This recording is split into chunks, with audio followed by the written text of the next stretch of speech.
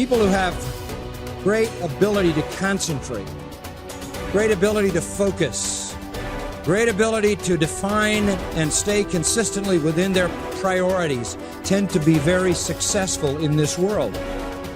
And self-discipline is an essential component in that. Whether you're talking about some kind of academic achievement, some kind of musical achievement or athletic achievement or whatever it is, some achievement in the realm of business or the arts or science, generally comes to people who are very focused and who understand how to order their priorities. In a word, they are disciplined people. I've always been disciplined myself, because I've always lived a disciplined life. I lived in a disciplined household, like there was no such thing as I don't want to.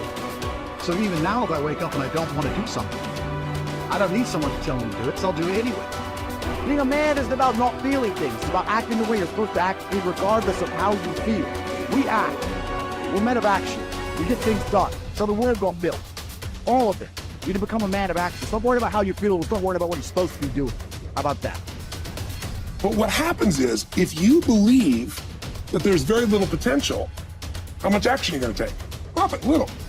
But they take little action, little results. Why? Because they have to start with a problem with their belief. They don't believe it's really going to happen for me. Maybe for Frank Kearns because he got the cool hair and stuff, or maybe it's for you because you're so driven, but it's not me. Maybe Tony Robbins because he's a freak, got these big teeth. Whatever their thought process is, right? They got this thing, right?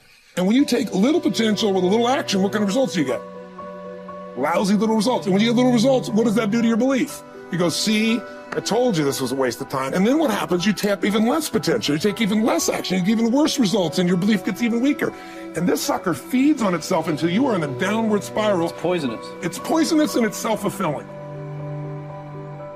Now, what if something could happen that could come along and fill you with a sense of absolute certainty? Not like I believe, but mean where you know. In you guys' case, mine as well, we knew because we had to. Because we burned the boats. There was no other option. We had to find a way. We weren't going to live that way. We all did it in different ways and for different reasons, but in essence, that was it.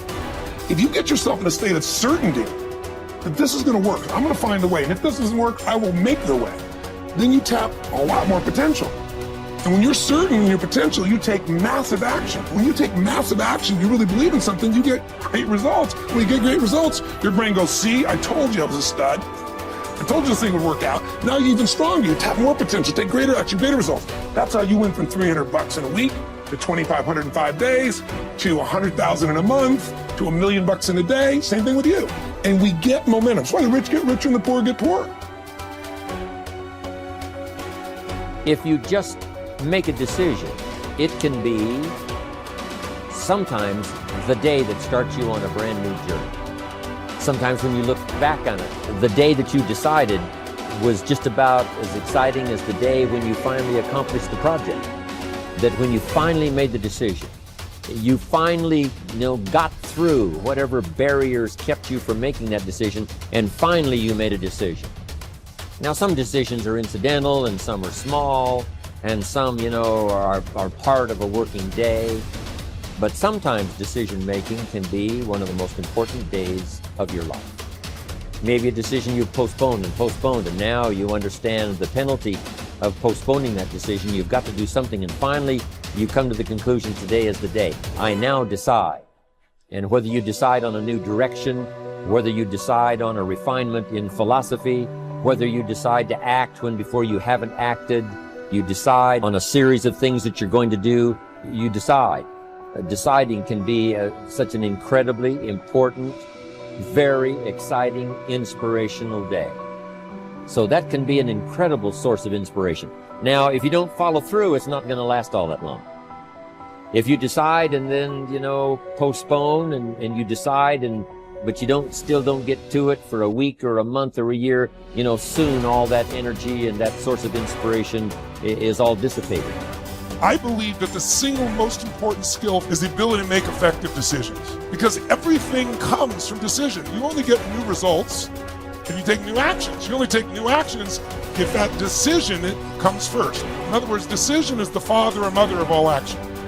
But not all decisions are equally good, as we all know. And the quality of our life comes down to the quality of our decisions. You want action.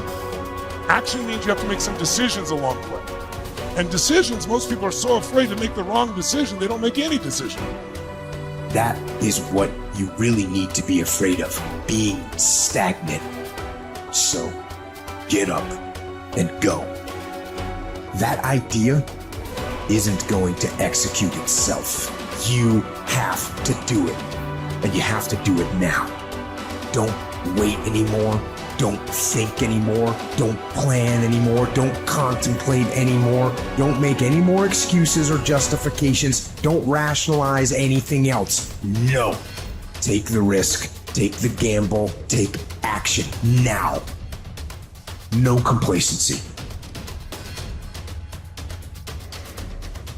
By 66, Pompey had already earned the title Magnus, making him, in fact, and in name, Pompey the Great.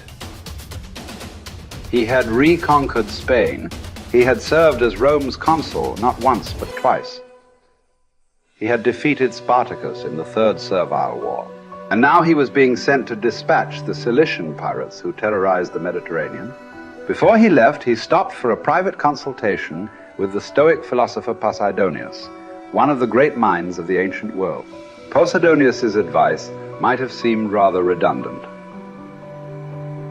Be the best and always superior to others, he had told the ambitious general, quoting a line from the Odyssey. But Posidonius wasn't talking about achieving more victories over the enemy.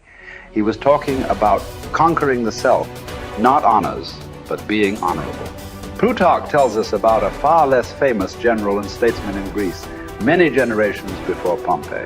Despite his brilliance on and off the battlefield, Epaminondas was appointed to an insulting minor office in Thebes. In fact, it was because of his brilliance that he was put in charge of the city's sewers. Instead of being provoked or despairing at his irrelevance, a number of jealous and fearful rivals thought it would effectively end his career. Epaminondas took fully to his new job, declaring that it is not the office that brings distinction to the man. It is the man who brings distinction to the office. With hard work and earnestness, Plutarch wrote, he proceeded to transform that insignificant office into a great and respected honor, even though previously it had involved nothing more than overseeing the clearing of dung and the diverting of water from the street. Best is the person who adds shine to their accomplishments with their discipline, not the other way around. This is what Posidonius was trying to tell Pompey, although Pompey failed to fully realize it. In the end, it's not about what we do, it's about how we do it, and by extension, who we are. Too often, we find people choosing to be great at their profession over being a great human being, believing that success or art or fame or power must be pursued to the exclusion of all else. Does it have to be that way? Does being loved have to be at odds with being lovely? Or can temperance, as Cicero claimed, be the fine polish on top of a great life? Queen Elizabeth inherited the monarchy. Marcus Aurelius was selected for the purple as a boy. But it wasn't the throne that made either of them kingly. It was their behavior. They were what the ancients called first citizens, for their character as much as their rank. As Marcus said, his aim was never to be the most powerful king, never to conquer the most territory, or build the most beautiful buildings. Instead, he was after perfection of character, to live your last day, every day, without frenzy or sloth or pretence. It just happens that wonderful external accomplishments, like those achieved by Elizabeth and Marcus, can come out of internal endeavor. They are not the goal, they are the byproduct. Conquering the world is almost easy after we have fully conquered ourselves. Certainly fewer people have done the latter than the former. This is what you find when you study the true masters of any profession. They don't care much about winning, about money, about fame, about most of the things that have come their way as a result of their success. Their journey has always been towards something bigger. They aren't running a race against the competition. They are in a battle with themselves. Self-discipline has never been about punishment or deprivation. It is about becoming the best that you are capable of becoming. The battle to be the best has less to do with beating others and more to do with beating down those urges. those flaws, those selfish instincts that every human has. There was never enough for Pompey, nothing sacred. His endless ambition, his insane love of glory, as Posidonius called it, would ally him with Caesar, setting in motion the destruction of the republic he once loved. He would wake up to this Faustian bargain eventually and fight valiantly to preserve Rome, but it would be too late. He would be defeated by Caesar's armies at Pharsalus in a day, losing everything that he had acquired, and then shortly thereafter losing his life as well. His last words would quote another ancient playwright, Sophocles: "Whoever makes his journey to a tyrant's court becomes his slave, although he went there a free man. By chasing the wrong kind of best, fame, fortune, power winning, Pompey had chained himself to the worst. It cost him everything." As it does for all of us, when we compromise, when we relax our discipline, when we make exceptions and do what is expedient instead of what we know is right. History is replete with great